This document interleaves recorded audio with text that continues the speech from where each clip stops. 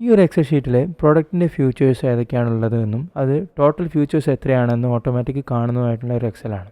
ഞാനിവിടെ പ്രോഡക്റ്റ് 1ൽ feature A, feature C, feature E എന്നിവ സെലക്ട് ചെയ്തു. പ്രോഡക്റ്റ് 2ൽ feature B, feature E, feature G എന്നിവ സെലക്ട് ചെയ്തു. അങ്ങനെ നമുക്ക് ആവശ്യമുള്ള ഫ്യൂച്ചേഴ്സ് ഓരോ പ്രോഡക്റ്റ് വൈസ് സെലക്ട് ചെയ്യുമ്പോൾ നമുക്കിവിടെ ഓട്ടോമാറ്റിക്കായിട്ട് ടോട്ടൽ ഫ്യൂച്ചേഴ്സ് എത്രയാണെന്നുള്ളത് ഡീറ്റെയിൽ ആയിട്ട് ഇവിടെ വരും. അപ്പോൾ ഇതെങ്ങനെ ക്രിയേറ്റ് ചെയ്യാമെന്ന് നോക്കാം. അതിനുവേണ്ടി നമ്മൾ ഇതുപോലെ ആവശ്യമുള്ള ഡാറ്റാസ് വെച്ചിട്ട് ഒരു എക്സൽ ഷീറ്റ് ക്രിയേറ്റ് ചെയ്യാം. എന്നിട്ട് നമുക്ക് ചെക്ക് ലിസ്റ്റ് വേണ്ട ഭാഗം സെലക്ട് ചെയ്യാം.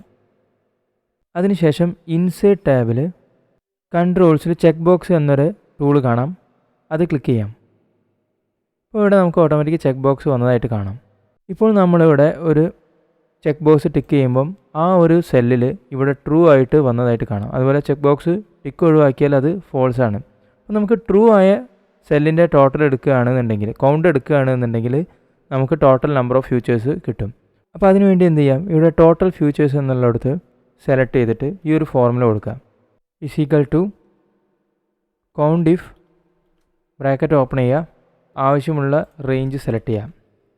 എന്നിട്ട് കോമ പ്രസ് ചെയ്തിട്ട് ഡബിൾ ഇൻവെർട്ടഡ് കോമയിൽ ട്രൂ എന്ന് ടൈപ്പ് ചെയ്യുക, ബ്രാക്കറ്റ് ക്ലോസ് ചെയ്യുക, എൻ്റർ അടിക്കുക. അപ്പോൾ നമുക്കിവിടെ ഡാറ്റ സെലക്ട് ചെയ്യുന്നതനുസരിച്ചിട്ട് ഇവിടെ ഫ്യൂച്ചേഴ്സ് വരുന്നതാണ്.